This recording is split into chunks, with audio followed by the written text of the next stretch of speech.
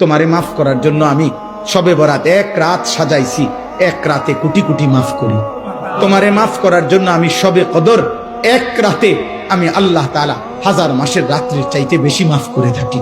তোমারে আমি আল্লাহ মাফ করার জন্য এত বড় শ্রেষ্ঠতম রমজান মাস দিয়েছি, যার মিনিট মিনিট সেকেন্ড সেকেন্ড হীরা মণি মুক্তা মানিকের মতো আমি আল্লাহ সেজদা দিবা একটা, আমার ফেরেশতা লিখবে 70টা।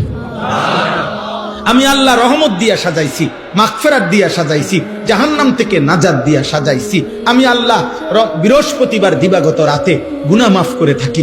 প্রত্যেক দিন তাহাজ্জুদ নামাজের ওয়াক্তে গভীর রাতে কোটি কোটি বান্দা আমি মাফ করি। তাহলে মাফ করার জন্য প্রতিদিন রাত্রে ঠিক করছি, বৃহস্পতিবার রাত্রে ঠিক করছি, শবে বরাত ঠিক করছি, শবে কদর ঠিক করছি, পুরাটা রমজান ঠিক করছি।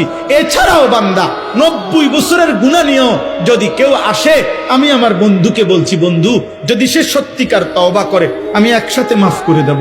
আসমান পরিমাণ গুনাহ নিয়ে আসলে মাফ করে দেব, পাহাড় পরিমাণ গুনাহ নিয়ে আসলে মাফ করে দেব, জমিনের বালুকণা পরিমাণ গুনাহ নিয়ে আসলে আমি মাফ করে দেব। তুমি এরপরে বলো, বান্দা আমি যদি তোমাকে জান্নাত দিতে চাইছি বলে কতভাবে আয়োজন করলাম, আমি আর কি বললে, আর কত সুযোগ দিলে তুমি জাহান্নাম থেকে মুক্তি পাইবা।